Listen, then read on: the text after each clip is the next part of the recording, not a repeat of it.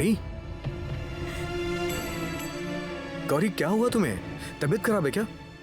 गौरी क्यों रो रही हो तुम? पेट में दर्द है क्या? क्या हुआ बताओ तो सही, तुम क्या हुआ? कितने दिन हो गए हमें अपने घर से दूर आए हुए। ओ डॉक्टर साहब, मुझे बिल्कुल भी अच्छा नहीं लग रहा है। छोटी दादी जी, दादाजी, माँ, पापा, फौला दीदी, मुक्ता दीदी, चीकू बाबू, इन सबको मैंने कितने दिनों से नहीं देखा है। मन बहुत बेचैन हो रहा है इनसे मिलने के लिए। रोज रोज जब मैं इनके बारे में सोचती हूँ तो मैं अंदर से टूट जाती हूँ डॉक्टर साहब। अच्छा, आखिर हम अपने घर से और कितने दिन दूर रहने वाले डॉक्टर साहब? गौरी, तुम घर के हालातों के बारे में जानती हो ना। अभी मैं तुम्हें वहां कैसे वापस ले जा सकता हूँ? हम जिस भी उद्देश्य से बाहर निकले हैं वो पूरा हो जाए तो फिर मैं तुम्हें घर ले चलूंगा। अच्छा, तो फिर आप एक बार मुझे अपना फोन दे दीजिए, मैं घर पर बात कर लूंगी। गौरी, तुम्हारा दिमाग खराब हो गया है क्या? मुझे बताओ। गौरी, तुम जानती हो ना यहाँ बाहर छुपने के लिए हमें कितनी सावधानियां बरतनी पड़ रही हैं। अगर तुमने कुछ भी बेवकूफी की तो सब कुछ बेकार हो जाएगा। तुम्हें क्यों नहीं समझ में आ रहा है? मैं तुम्हें कह रहा हूं ना, मुझे थोड़ा समय दो। सब ठीक हो जाने के बाद मैं तुम्हें घर ले चलूंगा। उसके बाद मुझे तुम्हारे बारे में ज्यादा टेंशन भी नहीं रहेगी। प्लीज प्लीज मेरी बात मानो गौरी। एक बाप अपनी बेटी को ना ढूंढ पाने की वजह से पागल हो जाता है, और आप तो उस परिवार के बेटे हो। आपको इतने दिनों से वो ढूंढ नहीं पा रहे हैं। इस वक्त उस घर की क्या हालत है आपको पता भी है।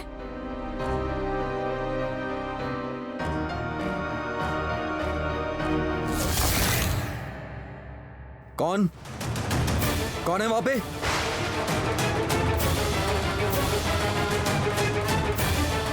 डॉक्टर साहब, डॉक्टर साहब!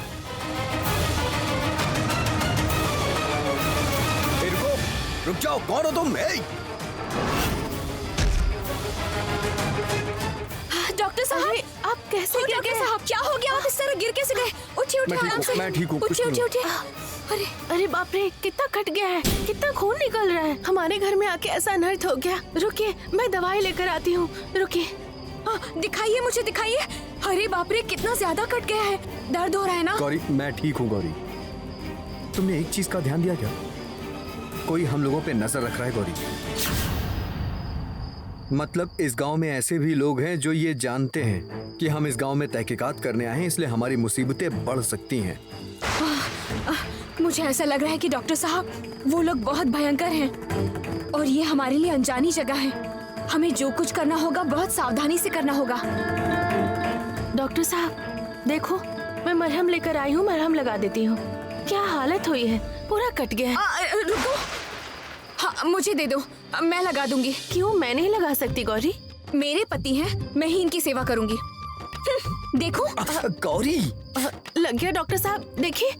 हे, तुम इतनी देर से डॉक्टर साहब क्या कर रही हो? अरे डॉक्टर साहब को डॉक्टर ही बोलूंगी ना। गौरी, मैं डॉक्टर हूँ, मुझे कोई कुछ और तो नहीं बोलेगा ना। देवी माँ, देखा आपने? डॉक्टर साहब भी इस लड़की की तरफदारी कर रहे हैं। ये लड़की मुझे बिल्कुल भी पसंद नहीं है। मैं किसी हाल में ये सब बर्दाश्त नहीं करने वाली। और अगर ये सब होने के बाद डॉक्टर साहब ने मुझे डांटा ना, तो फिर मुझसे ज्यादा बुरा कोई नहीं होगा। हो माँ, आप ही देखिए ना। डॉक्टर साहब, आपका हाथ बहुत ज्यादा कट गया। आप एक काम कीजिए, आप मेरे घर चलिए। आप घर में आइए। गौरी, तुम यहाँ ऐसे क्यों खड़ी हो? चलो ना, घर चलो। मैं कल सुबह एक बार मंदिर में जाऊंगी। वहीं पर यमुना को आखिरी बार देखा गया था।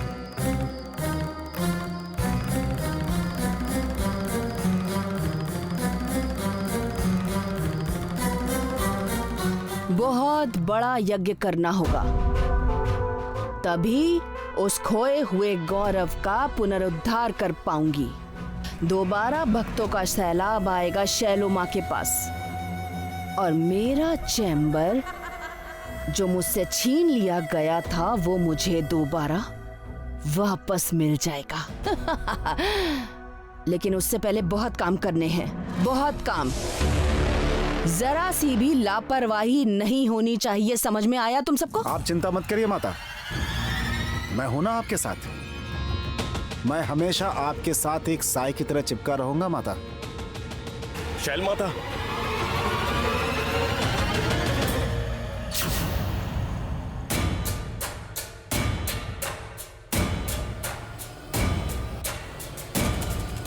तुम लोग अभी जाओ, मुझे इनसे कुछ बात करनी है।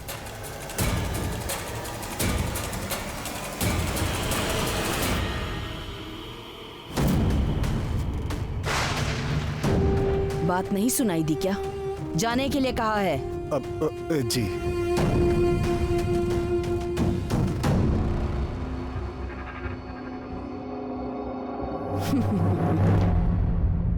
सुनो, तुम लोगों से एक जरूरी बात करनी है।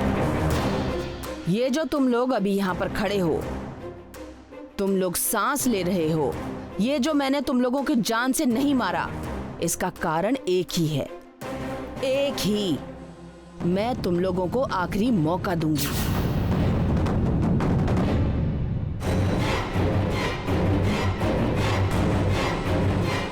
तुम लोगों की वजह से गौरी मेरे हाथों में आते आते निकल गई और तुम लोग उसको ढूंढ के भी नहीं ला सके। अभी तुम लोगों का सिर्फ एक ही काम है। तुम लोगों को इस बात का ध्यान रखना है कि गौरी किसी भी हाल में घोषाल परिवार में या घोषाल महल के आसपास भी ना आ सके। और अगर कोई भूल चूक होती है तो उसी वक्त तुम लोग खत्म। शैल माता, इस बार हमसे कोई भूल नहीं होगी। इस बार हम गौरी का इंतजाम जरूर कर देंगे। देबू सर को ये सब बताना होगा।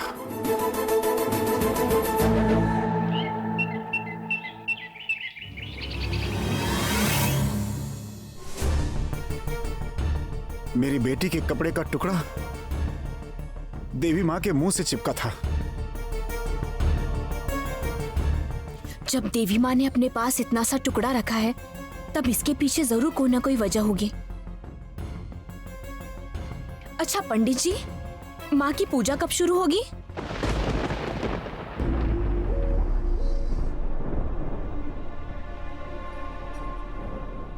क्या हो गया? बोलिए।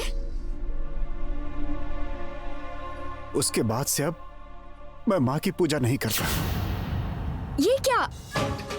माँ की पूजा नहीं होगी? माँ ने मेरा इतना बड़ा सत्यानाश किया है, मेरी संतान को छीन लिया, उसके बाद भी मैं इनकी पूजा करूंगा? माँ ने नाराज होकर अपना मुंह फेर लिया। जाने दो, रहने दो। नहीं नहीं पंडित जी, आपको गलतफहमी हो रही है। मेरा मन कह रहा है कि देवी माँ अपनी संतान के साथ ऐसा न्याय नहीं कर सकती हैं।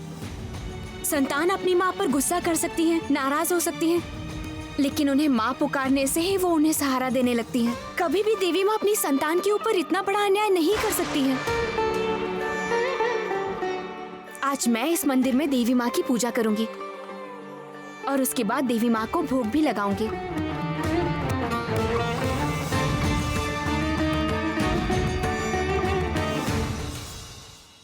गंगा, एक बार तुम अपने गांव के लोगों से मेरा परिचय करवा दो, क्योंकि उनसे बात करना मेरे लिए बहुत जरूरी है। क्यों? मेरी बहन तो मंदिर से खो गई है, वहाँ से गायब हो गई है। आप गांव के लोगों के साथ क्यों बात करना चाहते हैं, बताइए तो। मुझे तो कुछ समझ में नहीं आ रहा है। देखो गंगा, सुनो, क्योंकि मुझे विश्वास नहीं हो रहा है कि यमुना मंदिर से खो गई है, और जब तक हम उसे बाहर नहीं ढूंढेंगे तब तक उसे ढूंढ पाना संभव नहीं है। देवी माँ, जब आपने मुझे इतनी दूर से बुलाया है तो बाकी रास्ता भी आप ही दिखा दीजिए माँ।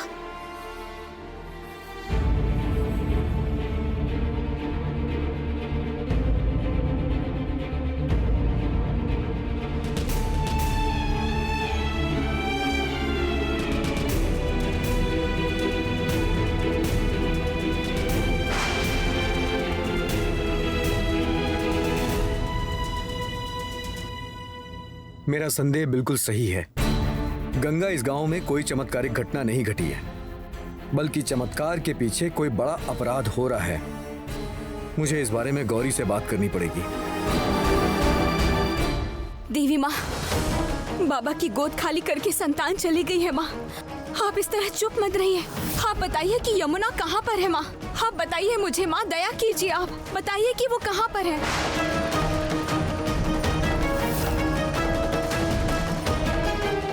ये लड़की कौन है? इसे तो कभी नहीं देखा। कितना सुंदर गाना गाती है। आपके बदले कौन पूजा कर रहा है? आपके जान पहचान की है? इसका परिचय क्या है? मेरी रिश्तेदार है। ये खुद पूजा करना चाहती थी, क्योंकि मैं अब माँ की पूजा नहीं करूंगा, कभी नहीं। बोलिए माँ, बोलिए। आपके पास से जब तक मुझे उत्तर नहीं मिला मैं नहीं जाऊंगी। माँ बताइए आपके मन में क्या है माँ, बताइए मुझे, कुछ इशारा दीजिए माँ, बताइए मुझे।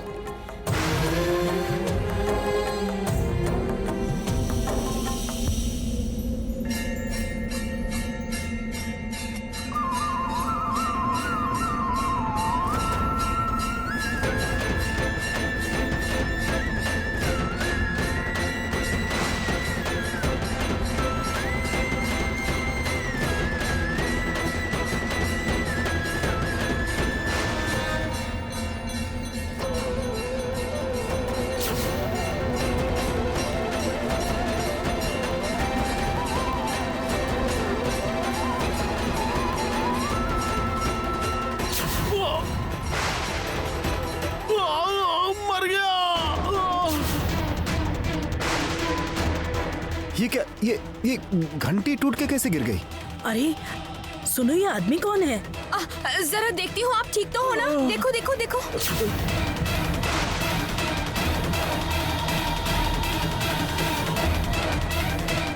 ओ भैया आप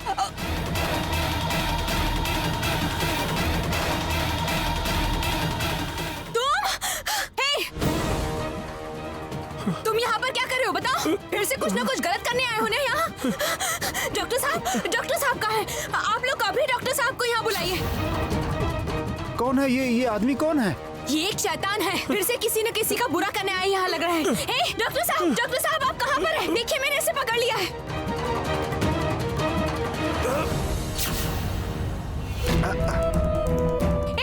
रुको। बेटी तुम ठीक हो ना? बेटी मैं ठीक हूँ, आप उसे रोकिए उसे।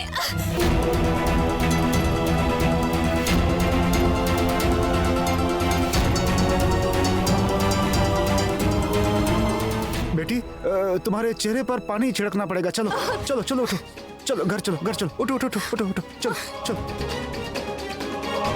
अच्छा डॉक्टर साहब कहाँ हैं? डॉक्टर साहब तो मेरे साथ में यमुना को ढूंढने के लिए गांव में जाने वाले थे। वो अभी तक क्यों नहीं आए? आ जाओ, वहां रख दो।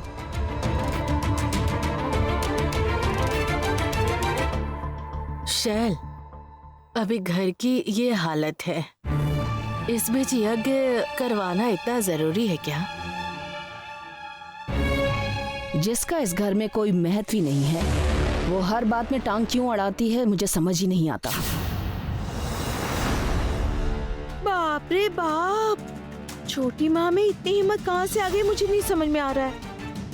ये तो ऐसी लड़की है जो अपनी माँ को यज्ञ की अग्नि में डाल देगी। शैलो माँ, आप मुझे बताइए ना, क्या करना होगा मुझे बताइए। क्या बात है शैल? मैंने सुना है कि आज सुबह कुछ बात करने वाली हो।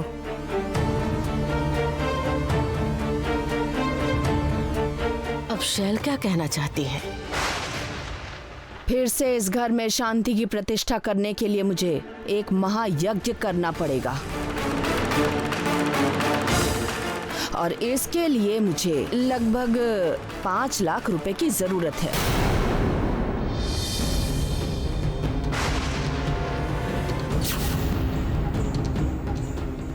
5 लाख? नहीं, इतने पैसे देना संभव नहीं है। इस घर में क्या होगा, नहीं होगा, किसको क्या दिया जाएगा या नहीं दिया जाएगा, ये आप तय करेंगे। सुनिए, मैंने जो यज्ञ करने का निर्णय लिया है वो इस घर के मंगल के लिए है, इस परिवार के सारे लोगों के मंगल के लिए। इसलिए मुझे वो पैसे चाहिए। पापा तो किसी के साथ बात ही नहीं कर रहे हैं, वरना तो मैं उन्हीं से बात करती। देखो शहर, तुम्हारे उद्देश्य के बारे में मुझे कुछ नहीं कहना है, लेकिन इस समय इतने सारे पैसे मैं कहां से दूंगा? तुम तो अच्छे से जानती हो कि मेरे व्यापार में कुछ समस्या चल रही है। नहीं, इस समय इतने सारे पैसे देना मेरे लिए बहुत मुश्किल है। अब तो लग रहा है कि पैसों को लेकर बहुत बड़ा हंगामा होगा। शैलमा आसानी से छोड़ने नहीं वाली। एक समय था जब मुझे आगे बैठा के कई लाख रुपयों से हमारी संदूक भर जाती थी। कहाँ?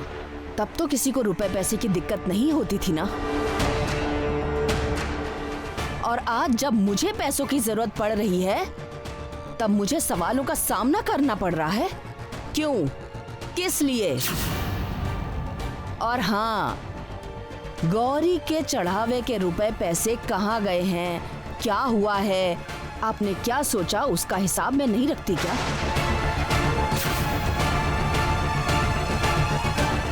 शैल, क्या बात कर रही हो तुम इनसे? मेरी बातों को काटने की कोशिश मत कीजिए। सुनो शैलो, जब पैसों का इतना हिसाब रखा जा रहा है तो फिर तो मुझे भी अपना हिसाब समझना होगा।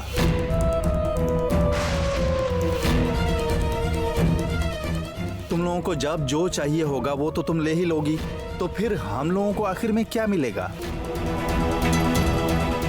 मंदिर का चढ़ावा हो या कारोबार के पैसे हो, सब में हमारा भी तो हिस्सा है।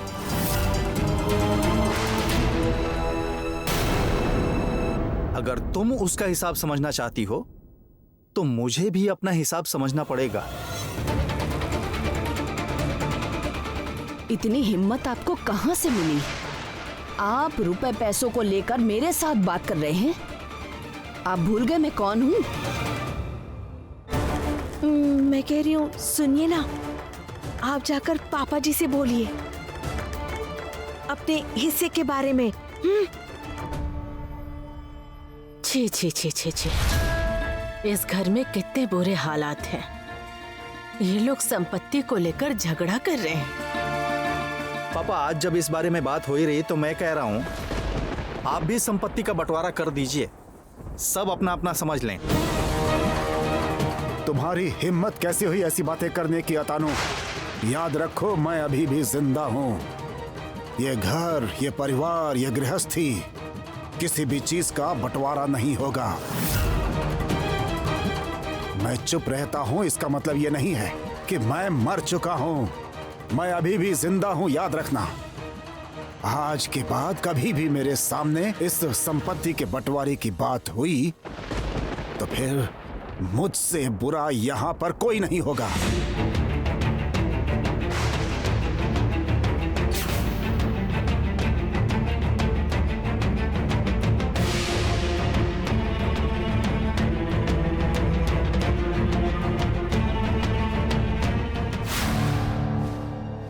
गौरी, गौरी, तुम सोच भी नहीं सकती हो कि कितना बड़ा सुराग मिला है मुझे। कहाँ गए थे आप? अरे मुझे समझ ही नहीं आ रहा था कि कहां से शुरू करूं, किससे बात करूं। वो तो किस्मत से मुझे गंगा मिल गई, इसीलिए मैं उससे बात करने लगा। उससे बात आप करके तो मेरे साथ जाने वाले थे, यही बात हुई थी ना डॉक्टर साहब? और अगर मेरे साथ नहीं जाना था आपको तो मुझे एक बार बताने की जरूरत भी नहीं समझी? गौरी, तुम सुबह से मंदिर में थी, इसलिए मैंने तुमसे बात नहीं की और मैं चला गया। नहीं, असल में गौरी, मैंने ही डॉक्टर साहब को कहा था कि आप मेरे... जब पति पत्नी एक दूसरे से बात कर रहे हो तो बीच में बोलने की जरूरत है क्या? क्या? नहीं नहीं नहीं नहीं नहीं नहीं नहीं। तो फिर जाओ अभी। हाँ, मैं चले जाती हूँ। डॉक्टर बाबू, मैं चले जाती हूँ। गौरी, तुम ऐसे कैसे बात कर रही हो? अरे हम लोग गए थे, ये अच्छा ही हुआ। तुम्हें पता है आज हम लोगों को क्या पता चला? इस गांव में कुछ दिन पहले ठीक इसी तरीके से और लड़कियां भी गायब हुई हैं। और ये सब तब से यहाँ होने लगा जब से ये सर्कस की पार्टी यहाँ आई है। ये देखो, देखो। अब सिर्फ उन लोगों को ढूंढ निकालना है। बहुत अच्छा किया कि मुझे आप गांव में नहीं लेके गए। अगर आज आप उस मंदिर में होते तो गांव में जाकर किसी को ढूंढना ही नहीं पड़ता, क्योंकि उनमें से एक आदमी मंदिर में ही मौजूद था और वो कोई अनजान आदमी नहीं था। जो आदमी मुझे भिखारी बनाने के लिए पकड़ के ले गया था वो उन्हीं में से एक था। और ये देखिए, उसके पास से मुझे ये कागज भी मिला है, इसके अंदर एक पता भी लिखा है, पकड़िए इसे। आज मुझे इस तरह बैठना नहीं पड़ता। अगर आप मेरे साथ उस वक्त मंदिर में होते, वो मेरी आंखों में धूल झोंककर इस तरह भाग नहीं पाता डॉक्टर साहब। लेकिन नहीं, गंगा को लेकर उस गांव में जाना आपके लिए ज्यादा जरूरी था डॉक्टर साहब, ऐसा लग रहा है। उस गंगा को ना आपने अपने सिर पर बिठा लिया डॉक्टर साहब। आपको मेरी अब कोई जरूरत नहीं है। गौरी!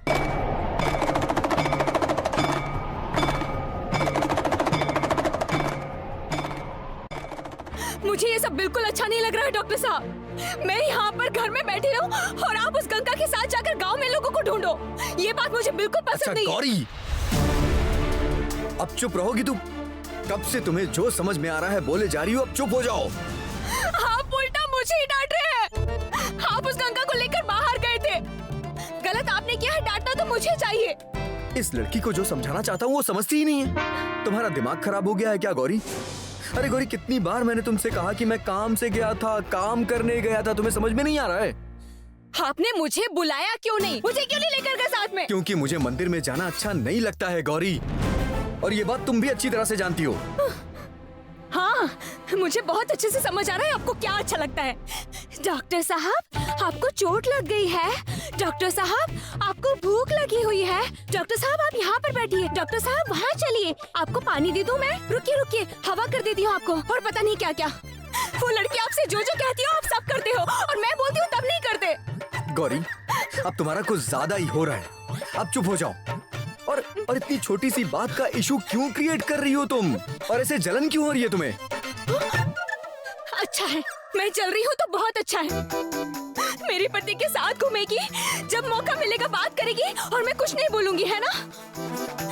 आज आप मंदिर में नहीं थे, इस वजह से वो आदमी मेरी आंखों में धूल झोंक कर चला गया, और मुझे आंखों में कितनी तकलीफ हुई, कितनी जलन हुई, लेकिन आपने तो आकर एक बार भी नहीं पूछा। हे भगवान, इस लड़की के दिमाग में क्या हो गया है? अरे गौरी, तुम कोई भी बात समझना क्यों नहीं चाह रही हो? आप भगवान को क्यों याद कर रहे हैं? आप तो विश्वास भी नहीं करते उन पर। हो माँ, देखो देखो ये कैसे आपको साक्षी बना रहे हैं।